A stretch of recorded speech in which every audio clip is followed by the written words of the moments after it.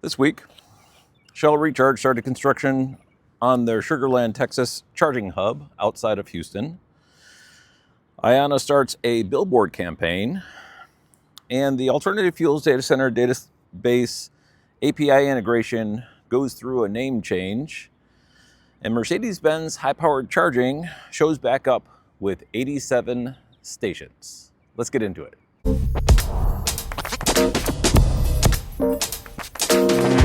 Are you guys looking for an opportunity to drive off in a brand new electric vehicle and support a nonprofit fighting for a greener planet?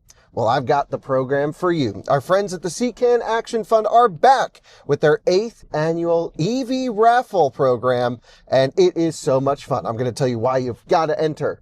Each ticket gives you 3 chances to enter, and the prizes are absolutely amazing. You could win in the first prize a Rivian, a Porsche, or a Lucid up to $115,000, which is a ton of electric car. The second prize is also awesome. Rivian R2, highly anticipated, or you could choose from a Volkswagen ID Buzz or a Hyundai Ioniq as well. And there's even a third prize, which is the fantastic new Chevy Bolt. Each ticket costs only $200. Again, 3 chances to win with each purchase, and you're supporting a nonprofit. What's not to love?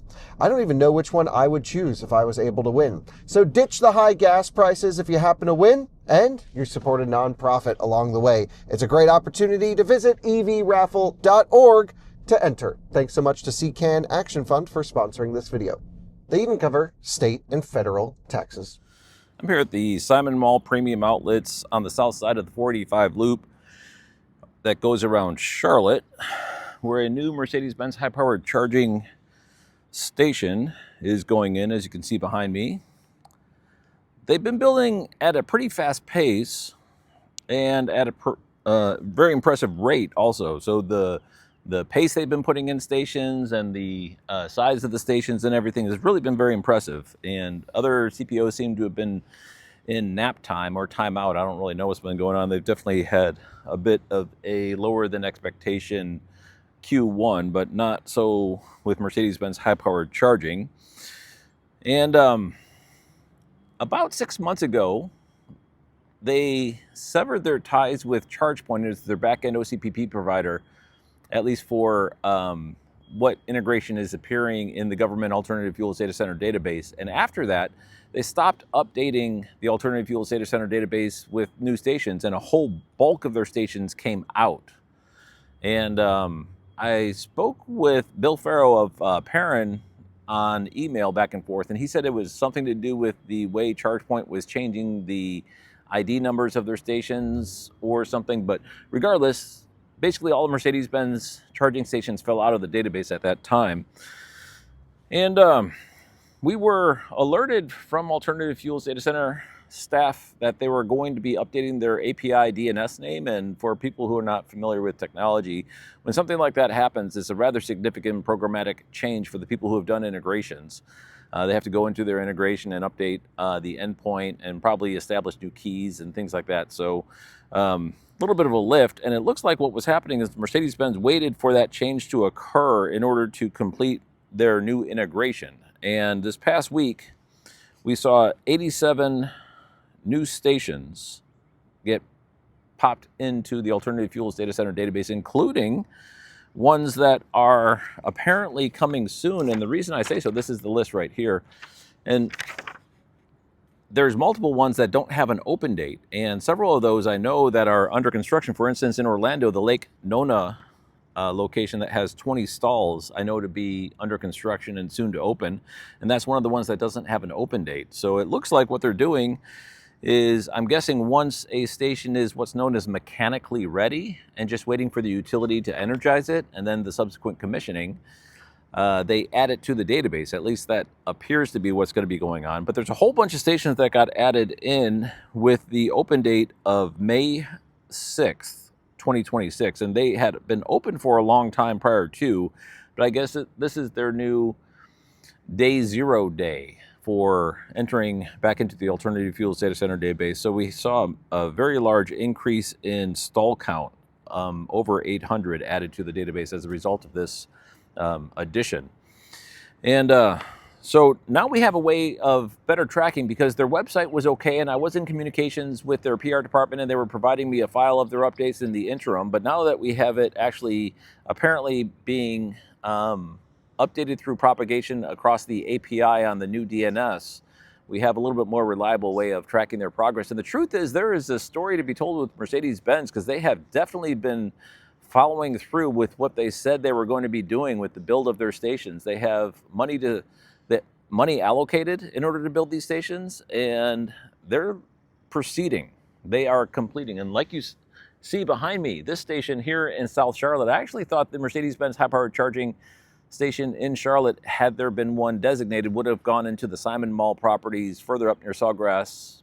I'm sorry, not Sawgrass, near the Concord Mills Mall, which is on the north end of the 485 loop. But they chose this location, and I came by here probably about a month ago or so, and they picked a good property because this place was absolutely swarmed. I'm here pretty early in the morning, but in a little bit of time, a couple hours, this place is going to be absolutely packed because, I don't know, Charlotte is one of those cities that has a local population with money to spend, a lot of disposable income, and malls like this get really crowded. So anyway, something cool to look forward to with future updates from Mercedes-Benz High-Power Charging and all the activity they're doing. Now able to get the recognition a little bit more easier because we're able to just pull it right out of the Alternative Fuels Data Center database.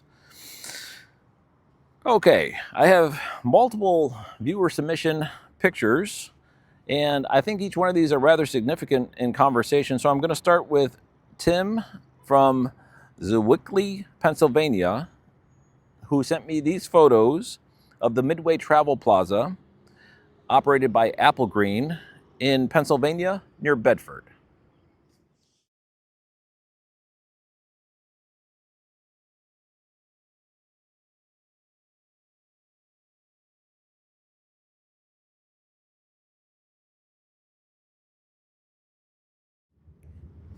Thanks, Tim.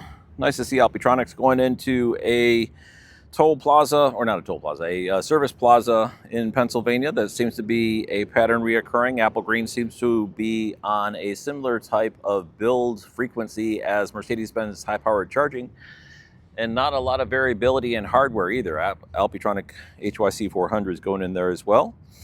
Speaking of Alpitronic HYC 400 customers, Scott Owens alerted me of an event which occurred in the past. It was May 2nd at the Forest Park IONNA station. They had a launch event which included rides for Lucid Airs and Lucid Gravities and 20 cents per kilowatt hour. So you were able to do test drives of the Lucids. And I'm not sure why the Lucids were there because there's really no affiliation between Lucid and IONNA other than they're both in the electric vehicle industry space. But regardless, kind of a cool event to just at least call out in retrospect that IONNA was showcasing their new lounge charging station near the Atlanta Hartsfield International Airport. But this is not a beacon rechargery. This is just a lounge rechargery. And what we'll see later is Atlanta getting its beacon rechargery at a location yet to be identified. Next, Don and Kathy, who operate the EV Texans YouTube channel, sent me these pictures of a BP Pulse GigaHub going into a property near the Dallas-Fort Worth International Airport on the property of a 7-Eleven, which is a little bit curious. Let's take a look at those pictures.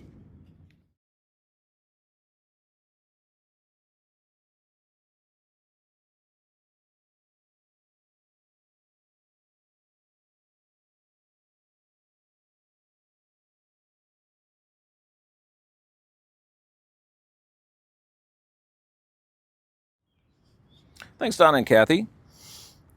For those who don't know, the Dallas-Fort Worth Metroplex is probably the area of the country with the most electric vehicle charging activity.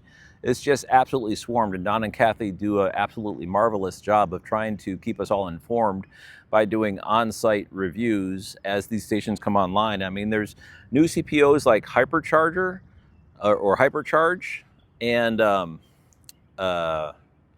they go to the other locations like the flood of Walmarts that have been littered across the Dallas-Fort Worth area. They go to Pilot Flying J. They go to Mercedes-Benz. They go to, I'm sorry, it's Hyperfuel, not Hypercharge. And the BP Pulse one, as I mentioned. So they're very enthusiastic and supportive of the electric vehicle charging community. Again, they operate the EV Texans YouTube channel. Next, I just want to call out, now that we got through the viewer submitted pictures, kind of take a pause here. We've got Walmart exploding. We've got EA building into Targets, and just about every convenience store brand in the United States with either projects of their own or partnerships that are not just vaporware. There's actually construction occurring. We've got grocery stores, we've got strip mall operators, and even some fast food chains are now indicating that they are wanting to join. Apple Green is lighting up service plazas up and down the East Coast. And this is nothing short. I've been doing this a while. And what we're looking at now is nothing short of a complete avalanche of activity occurring right in front of us. And sometimes, come in, week out, we kind of lose the forest for the trees. But right now, the level of activity is just absolutely overwhelming.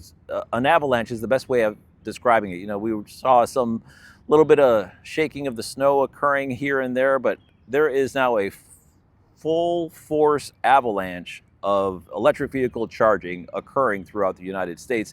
And I felt as though I should at least call out the fact that what I'm seeing here is unprecedented levels of activity. Like what I do sometimes is plug share sweeps, where I go through and I set the filter to only show me coming soon locations, and then I'll go through and I'll basically do mouse hovers over each one and click on ones that interest me across the entire country. And it sounds like an exhaustive effort. It doesn't take that much time. It's kind of one of the things that I enjoy doing. I'm just kind of curious, and I like real data.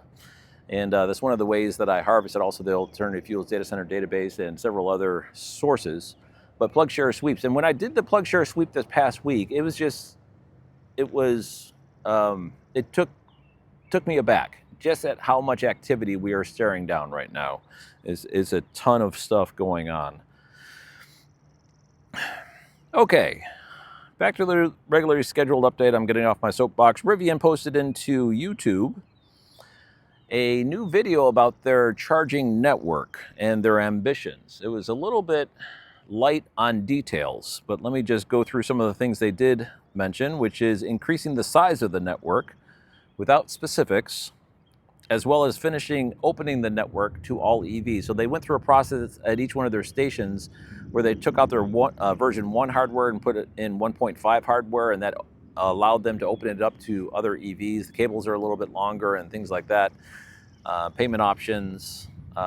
So they are hoping to complete that process, and they're very close to completing, but they're hoping to complete that process here in 2026.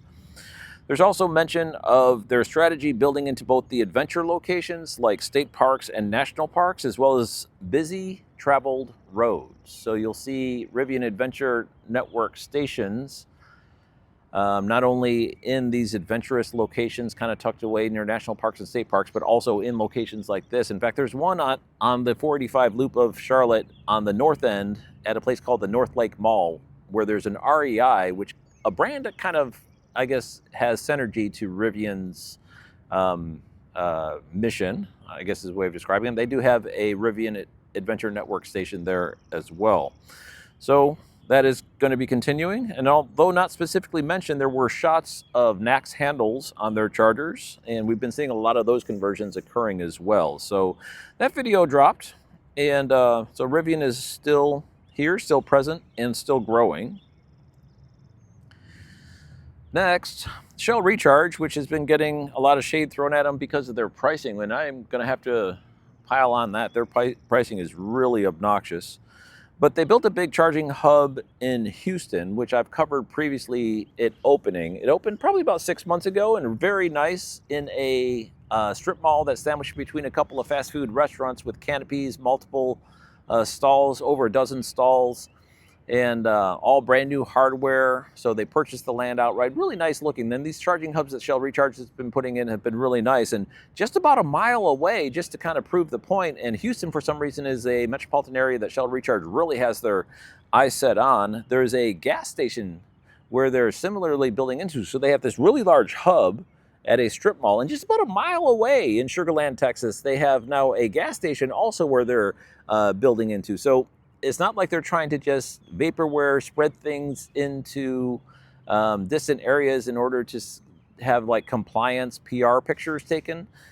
They seem to actually be doing deliberate dense builds in certain select metropolitan areas, of which Houston is one. And there's multiple of these Shell Recharge hubs opening in Houston, the largest of which in Sugar Land, as I said, opened 6 months ago, and now a gas station just about a mile away, indicating that they are seeing need to complete builds in a very dense effort, not just as a token expression of.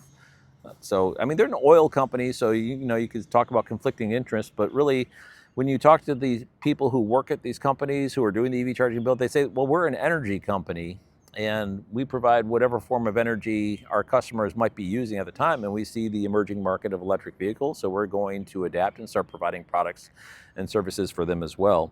That's really what they say. They're kind of agnostic about the products that they offer, at least when you talk to them, that's what they say. And in the case of BP Pulse, that's definitely sincere sense. I don't have a lot of conversations with people at Shell Recharge, but I'm assuming it's a similar type of sentiment. There is an interesting post, shifting gears here, by Joshua Copeland, who I've quoted before. He's been rather active on LinkedIn. He works on the Pilot Flying J electric vehicle charging station build project. And it was interesting, and I'm just going to read through this really quick. Most people see EV chargers, like what you see behind me, going in and think, cool, construction started. He says, by that point, our team has already spent months getting a single site ready, deciding location, size, ADA layout, the path of travel in pre-design, grinding through multiple rounds of engineering plans until we have the true construction ready package and budget, sorting utilities easements, processes, review and execution, reviewing contracts, exhibits, landlord approvals, and lining up outages so we can actually get power to the site, coordinating with real estate, legal development, and store ops so everyone is aligned before the first FNTP goes out. And I don't know what FNTP stands for. I could speculate, but honestly, I don't know what that means. I'm assuming it has to do with the request for construction bids and the commencement of construction. If we get that work wrong, no amount of good construction can save the project. If we get it right, construction looks easy from the outside, which is exactly how it should look. So interesting from an insider's perspective that when you see construction occurring at stations like this, it's only the continuation of a process that had begun long ago with a lot of effort and professionalism being put to bear. Next, I'd like to talk about Love's. I brought up that they opened a station in kind of a remote area of Colorado last week. And this week, they posted into the Alternative Fuels Data Center database 3 more. So they're definitely on a pretty big upswing. And just so you know, there's a YouTuber named Alan Yates who was tracking the Love's program, but he stopped creating content because they weren't doing anything. But he says he's going to start picking up again this weekend. But let me just go through this because it's kind of interesting. Madera, California, Tulare, California, and Ripon, California each had 4 stall stations open this past week. And when you zoom into the pictures on PlugShare, there was a type of charger that I did not recognize before. And people chimed into my personal channel saying these are BTC power units, the 350 kilowatt rated ones. And Alan, who tracks the project, specifically says BTC Gen 4 pub dispensers with Gen 4 power cabinets. The cabinets appear to support simultaneous 500 amp outputs with 360 kilowatt total. It's unclear the granularity between the dispensers, so maybe a split 180 if both are in use, and 90 kilowatts per handle. So that's the amps. So anyway, take a look at Alan's YouTube channel for an upcoming Loves update. And they are definitely starting to be on an upswing. And they actually announced, I mean, sometimes we just have to take these people at their word. I'm a little bit leery because sometimes I've seen press announcements that have turned into vaporware and nothing actually materialized. But sometimes when these CPOs do announcements, they follow through. Like Mercedes-Benz, these guys are doing exactly what they said. There's no secret about what their plan is, and they are executing exactly according to what they said they were going to do. And it looks as though Loves is as well. They were talking about multiple builds in the state of Texas, and we got 3 open in the state of California. We have 1 open in the state of Colorado, and they are not trying to be left in the dust by their main rival, Pilot Flying J, who is on a tear opening stations.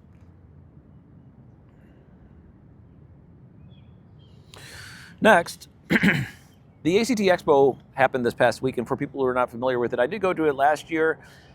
A little bit dry content, so we decided not to do it.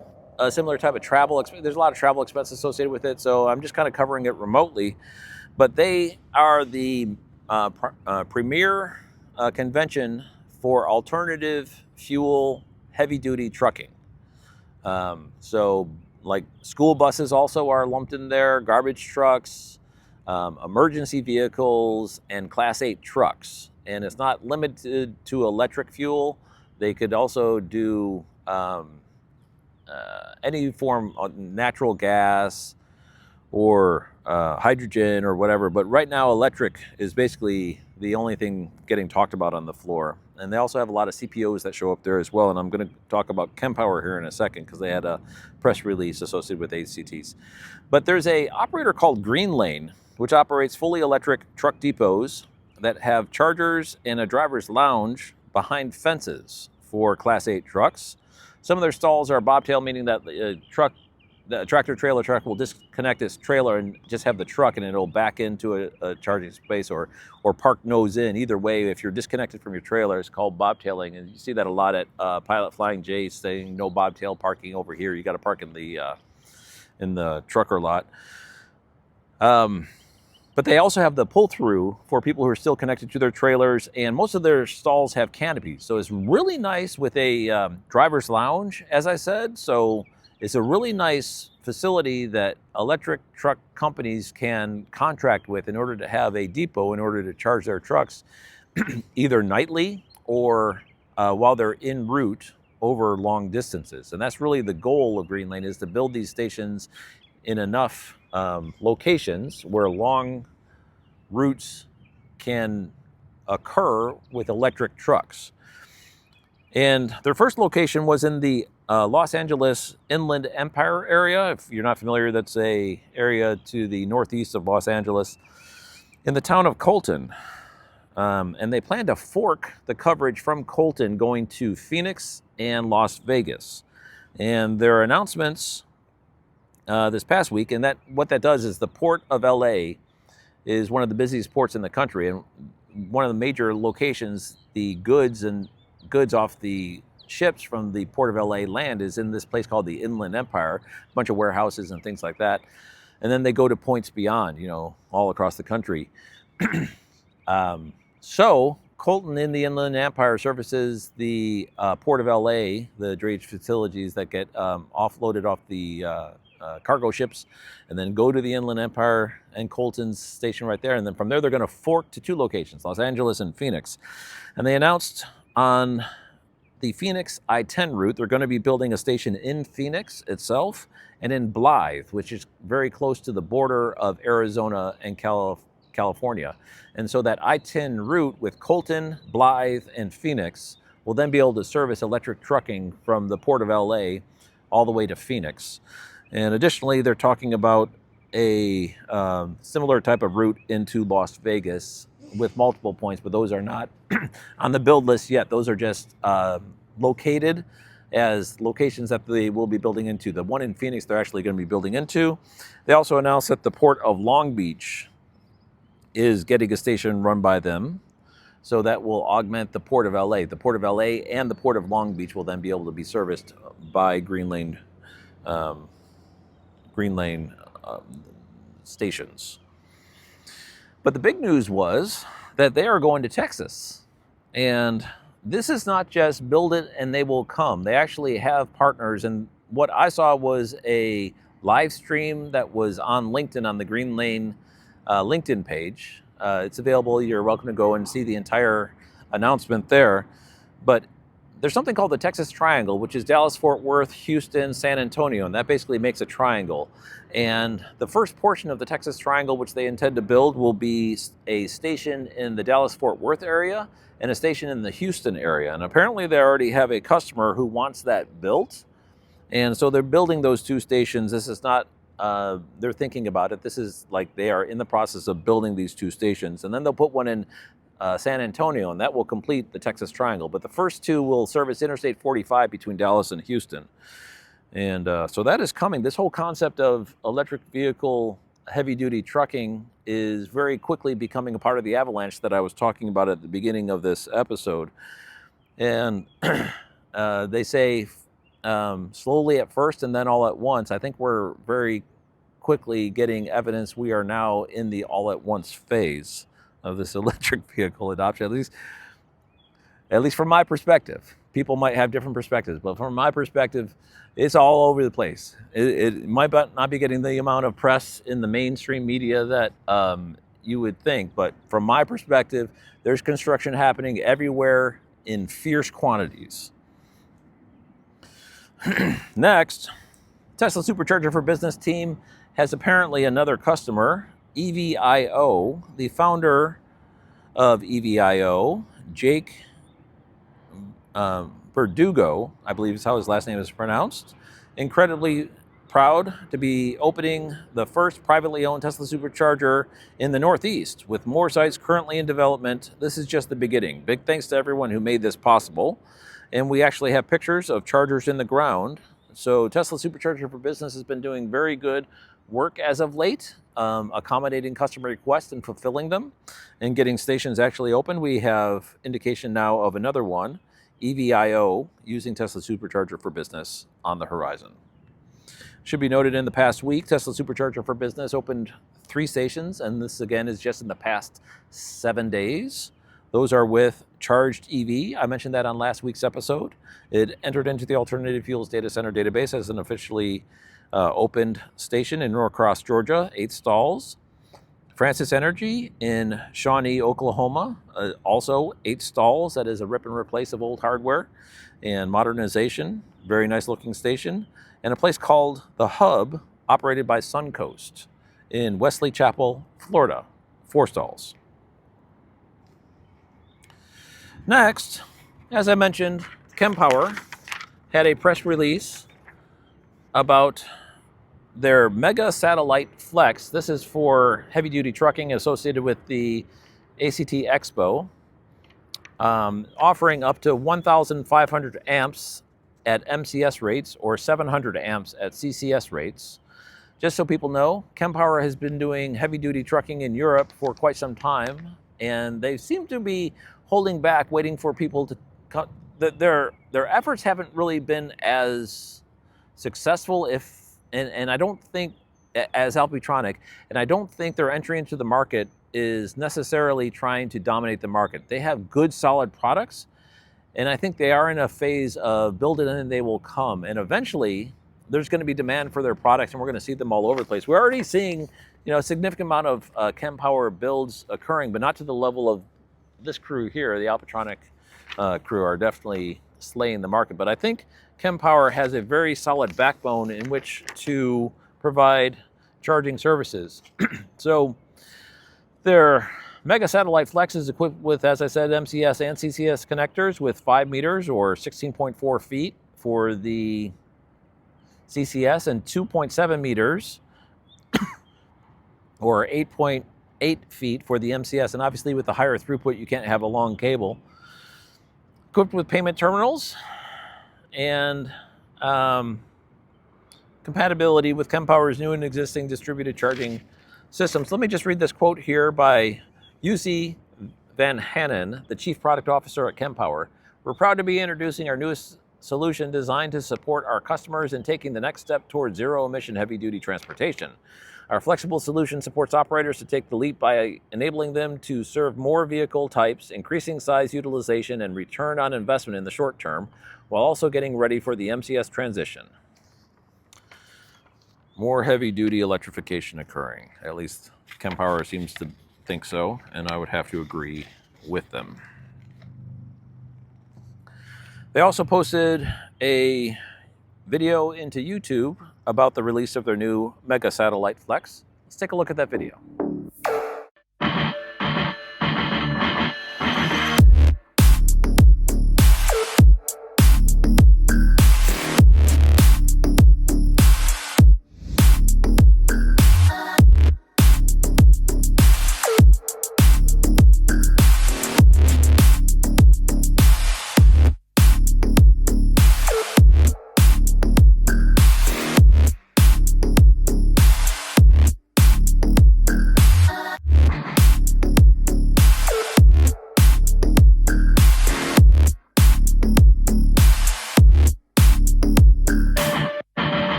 Next,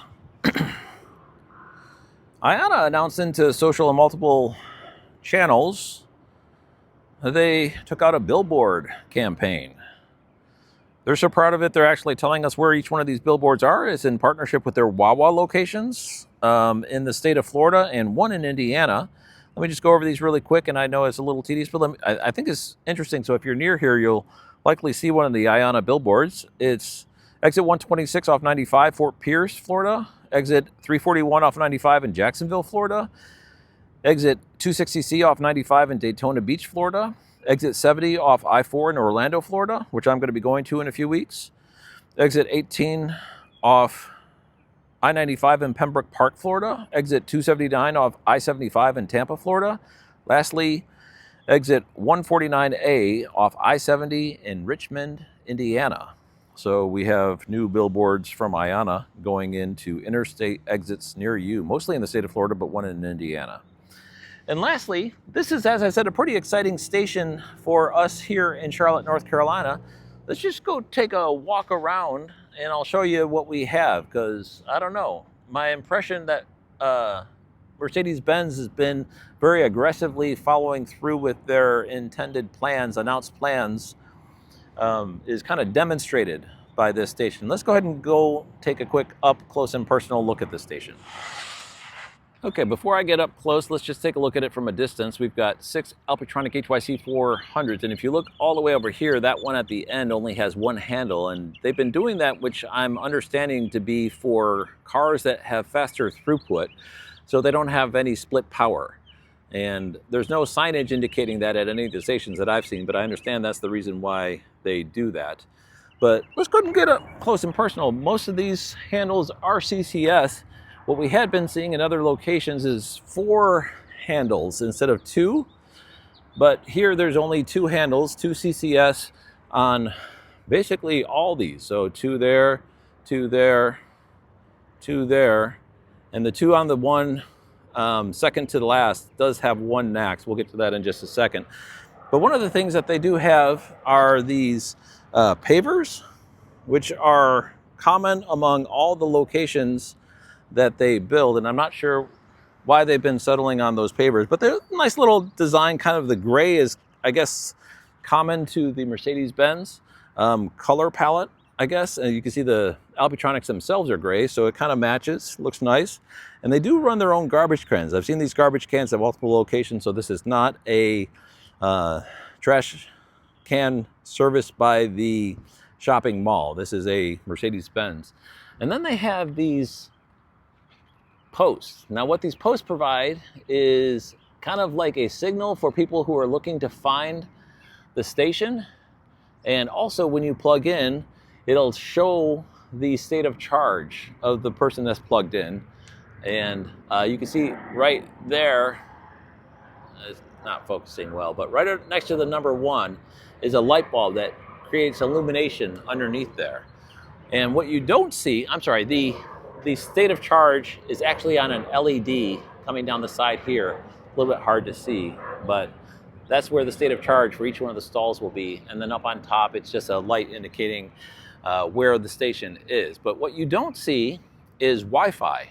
And one of the things they provide at their stations is free Wi-Fi. And nowadays, I'm in technology, and the whole concept of free Wi-Fi has kind of become passé. People just use their unlimited data on their cell phones. But should you have a metered data cell phone connection and you want to use their Wi-Fi at their stations, they provide it free of charge.